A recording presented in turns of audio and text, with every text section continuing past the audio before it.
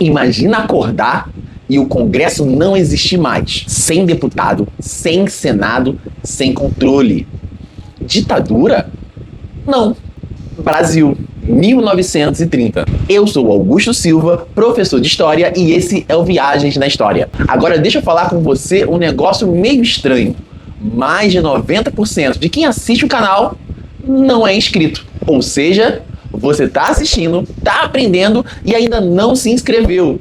Tá errado isso aí. Então, resolve agora, se inscreve no canal, porque esse tipo de conteúdo aqui não aparece por acaso. Agora faz o seguinte, comenta uma palavra aqui embaixo, centralização. Porque se você não entender isso, você não entendeu nada do que aconteceu no Brasil em 1930.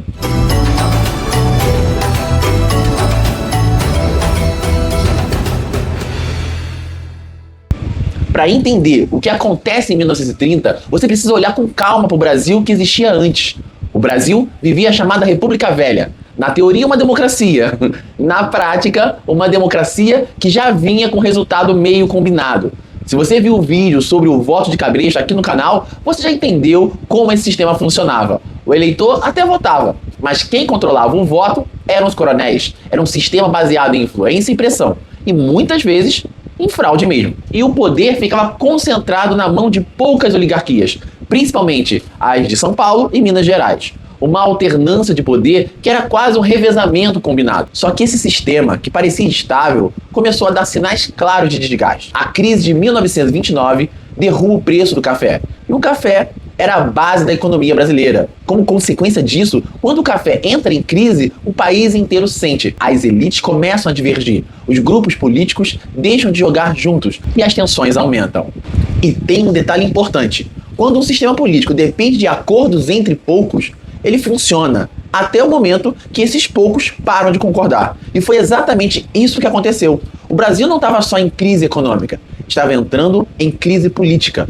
E quando as duas coisas acontecem ao mesmo tempo, a mudança deixa de ser opção e passa a ser inevitável. E é nesse cenário de crise que tudo muda.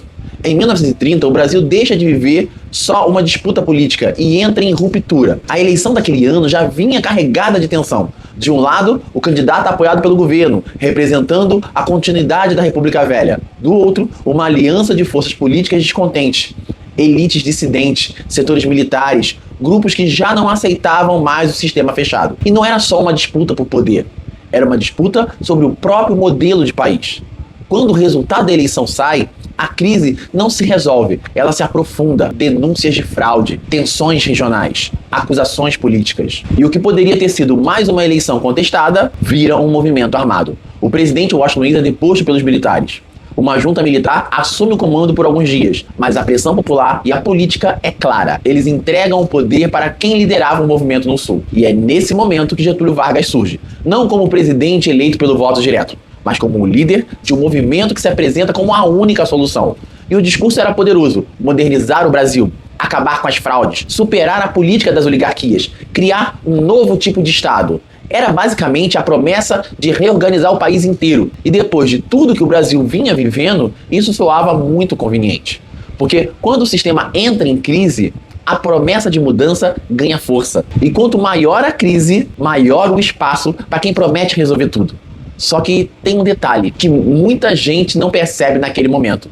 O Vargas não estava apenas chegando ao poder, ele estava prestes a redefinir como o poder funcionava no Brasil. E é aqui que começa a verdadeira transformação. Quando o Vargas assume em 1930, ele não entra num governo comum, ele assume um governo provisório. E isso significa uma coisa bem simples: ele governa sem os limites tradicionais. E isso não fica só no discurso. Logo no início, o Congresso é fechado. A Constituição de 1891 é suspensa e Vargas passa a governar por decretos.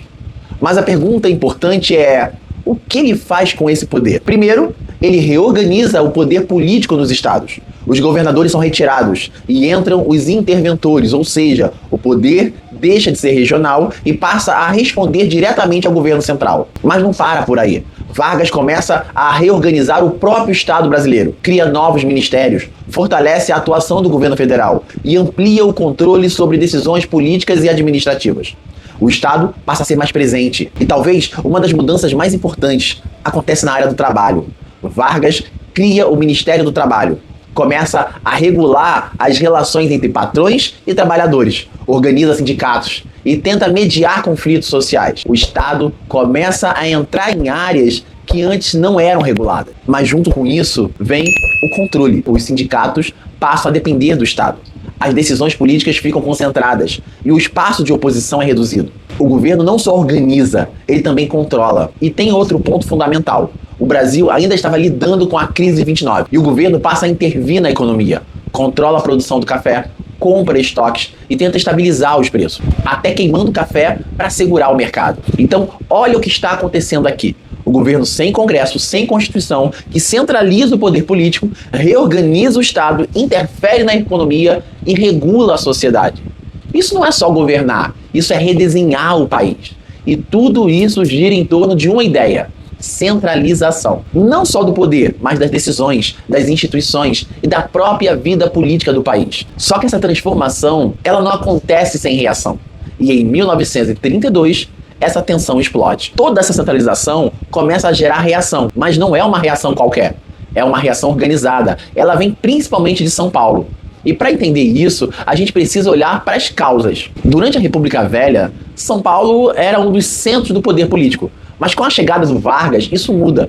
Os antigos grupos políticos perdem espaços. Os governadores são substituídos por interventores. Nós já falamos isso. Ou seja, São Paulo deixa de mandar. E isso, obviamente, não foi bem recebido. Vargas coloca interventores nos estados. E em São Paulo, isso gera mais tensão, porque esses interventores não eram escolhidos pela elite local. E muitas vezes nem eram paulistas. Era o poder vindo de fora. Mas talvez a principal causa seja a falta de uma Constituição. Desde 1930, o Brasil estava sendo governado sem regras constitucionais, sem eleições regulares, sem limites claros de poder. E isso começa a gerar pressão. O movimento paulista passa a exigir uma nova Constituição e o retorno da legalidade política. Não era só uma disputa por poder, era uma disputa por regras. E é nesse contexto que, em 1932, a tensão explode. São Paulo se levanta contra o governo Vargas e uma revolta armada, com mobilização de tropas, de civis e de toda uma campanha política. Se você viu o vídeo sobre a Guerra de 1932 aqui no canal, você já viu o tamanho dessa mobilização. Durante meses, o país viveu um conflito interno. E apesar da resistência, São Paulo é derrotado militarmente. Mas aqui está o ponto central. Mesmo derrotado no campo de batalha, o movimento não foi inútil politicamente. A pressão foi tão grande que Vargas é forçado a ceder. E em 1933, ele convoca eleições para uma Assembleia Constituinte. A derrota militar de São Paulo acelerou a volta da lei. E o resultado disso vem em 1934. Quando o Brasil ganha uma nova Constituição. Mas isso não significa que o poder deixou de ser concentrado. O Brasil ganha uma nova Constituição. E à primeira vista, parece tudo voltar ao normal. Tem Constituição, tem regras, tem um processo político reorganizado. Parece democracia. Mas calma, porque não é tão simples assim. A nova Constituição traz mudanças importantes. Voto secreto, voto feminino, maior presença do Estado na economia e nas relações de trabalho. Ou seja, existe uma tentativa de modernizar o país no papel. Mas, ao mesmo tempo, o poder continua concentrado. Vargas continua no comando. E aqui está o detalhe. Ele não foi eleito pelo povo. As regras de transição da nova lei diziam que o primeiro presidente seria escolhido pela própria Assembleia Constituinte. Ou seja, ele foi mantido no poder por quem já estava lá dentro. Era um sistema controlado para garantir que ele não saísse. Então, presta atenção nisso aqui. O Brasil ganha uma Constituição, mas não rompe com a lógica de centralização. O Estado continua forte, o Executivo continua dominante e o espaço político continua limitado. É como se o país voltasse a ter regra, mas com o jogo ainda controlado pelas mesmas mãos. E além disso, o cenário político começa a ficar ainda mais tenso. Grupos com visões completamente diferentes começam a ganhar força. De um lado, o movimento inspirado no fascismo. Do outro, grupos com propostas revolucionárias. O país não estava só em reorganização, estava entrando em polarização absoluta. É aqui que o cenário começa a ficar perigoso de verdade. O Brasil da década de 1930 não estava só se reorganizando, ele estava se dividindo. E essa divisão não era superficial, era ideológica, era política e cada vez mais radical. De um lado, a Ação Integralista Brasileira, um movimento que se inspira diretamente nos regimes autoritários da Europa, principalmente no fascismo. Defendia ordem, hierarquia, um Estado forte e uma liderança centralizada. Era uma resposta ao medo do comunismo e ao desejo de controle social. Havia mobilização de massa, uniformes padronizados, marchas organizadas. Se você viu o vídeo sobre os camisas verdes aqui no canal, você já percebeu o tamanho desse movimento. Do outro lado, a Aliança Nacional Libertadora defendia reformas profundas, combate às desigualdades, com forte influência de ideias socialistas. E com o Luiz Carlos Prestes como figura central, a ANL reunia militares e setores insatisfeitos com a elite agrária. Agora preste atenção nisso.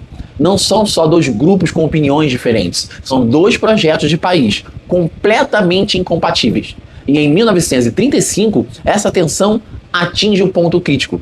A chamada Intentona Comunista, um levante armado para tentar derrubar o governo. O movimento é rapidamente contido, mas o impacto político foi o que Vargas precisava. A partir desse momento, o medo passa a ser o motor da política. Medo de revolução, medo de desordem. E o governo usa isso a seu favor. Inventam-se ameaças, como o famoso Plano Cohen, um documento falso que dizia que os comunistas iam invadir tudo. Era a justificativa perfeita para ampliar o controle, para cancelar as próximas eleições e para concentrar todo o poder. Então, olha o cenário que se forma. Um país em crise, um governo com poder centralizado e agora uma sociedade alimentada pelo medo. É esse o ambiente perfeito para o golpe final. E é exatamente nesse clima que o Brasil chega em 1937. O que acontece depois não é só uma mudança de governo, é o fim da democracia. E quando a gente olha para tudo isso, fica claro que 1930 não foi só uma mudança de governo, foi uma mudança na forma como o poder funcionava no Brasil. Um sistema em crise, um líder que concentra poder e uma sociedade dividida. E o medo sendo usado como ferramenta política. Isso não é só passado, isso é um padrão. Porque a história, ela não se repete exatamente, mas ela rima. E toda vez que alguém aparece dizendo que vai resolver tudo sozinho, a gente precisa prestar atenção. Porque foi assim que muitos processos autoritários começaram. O problema nunca é sobre quem chega ao poder, é o quanto esse poder cresce sem limites. E foi exatamente isso que aconteceu em 1937. E o que veio depois foi o Estado Novo.